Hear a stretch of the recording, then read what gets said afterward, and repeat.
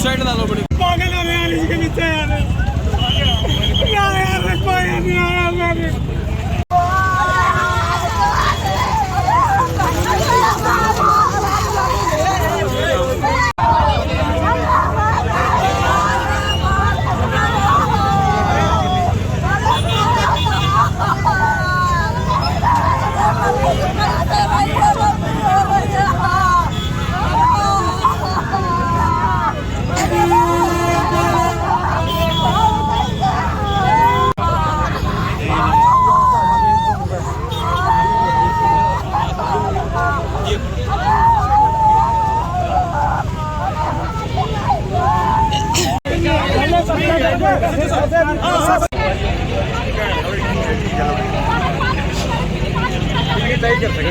मैं करूँगा 2 दिन पर नहीं होने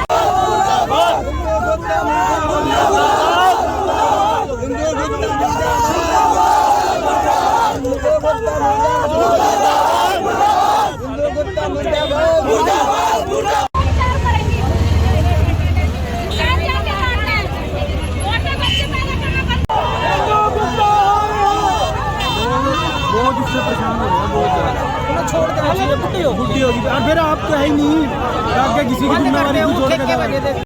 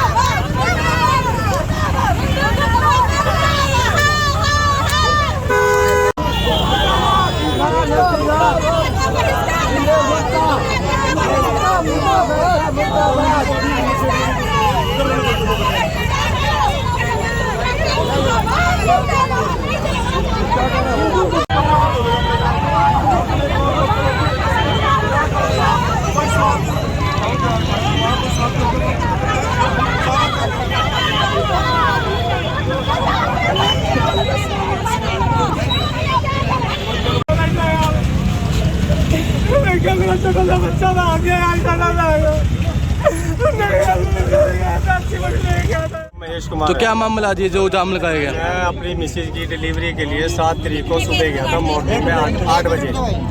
जब मैं वहाँ पहुँचा वहाँ पे एक स्टाफ मेंबर बैठी थी। मैंने उनको, मेरा इलाज वहीं से चल रहा था। जब मैं वहाँ पहुँचा स्टाफ मेंबर एक लड़की बैठी थी, मैं उसका नाम नहीं जानता। उसने जाके मेरी रिपोर्ट चेक की और उन्होंने पूछा कि आपका ट्रीटमेंट मैं यहीं से चल रहा है। उन्होंने जब अपना कागज़ देखा तो समझ गए भी यहीं से ट्रीटमेंट चल रहा है। उसके बाद उन्होंने मेरा नाम, पता, एड्रेस वगैरह सब लिख लिया। मेरी मिसेज को एडमिट कर लिया। उन्होंने मुझसे 5,000 रुपये मांगे। मैंने 5,000 रुपये दे दिए। 10, 15, 20 मिनट बाद आके एक पर्ची दी। मेरे को दवाई लाने को बोला। मैं दवाई भी लेके आया। 500 रुपये की मेरी दवाई आई। दवाई लेके आने के बाद मैंने उनसे पूछा कि मैडम कब आएंगी। उन्होंने बोला कि मैडम आएंगी 10 बजे के आसपास, तब तक हम अपना काम कर लेते हैं। तो ये इन्होंने 9, साढ़े 9 बजे उनको ड्रिप लगाई।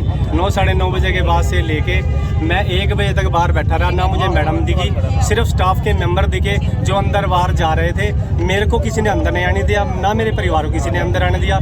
मेरी मिसेज चीखती चिल्लाती रही पर मुझे उनसे ना मिलवाया गया। मैं बाहर बैठा उसकी वेट करता रहा। 1 बजे के आसपास मुझे आके एक स्टाफ मेंबर आके बोलता है कि आपको एक लड़की हुई है जो कि जिसके अंदर पानी जा चुका है, जिसकी वजह से वो सांस लेने में से दिक्कत हो रही है, लेकिन हम उस पर कोशिश कर रहे हैं।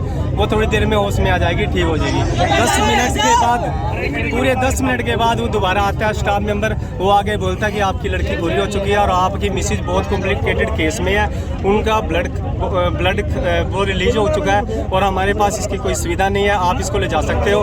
मैंने उनसे पूछा कि मैं इनको कहाँ लेके जाऊँ। उन्होंने बोला कि इनमें ब्लड की दिक्कत की वजह से ब्लड नहीं है, आप इनको सरकारी हॉस्पिटल कुरुक्षेत्र लेके जाओ। मैं कहा सरकारी हॉस्पिटल कुरुक्षेत्र कैसे लेके जाऊँ? कह रहे आप अपनी गाड़ी से जैसे भी हो।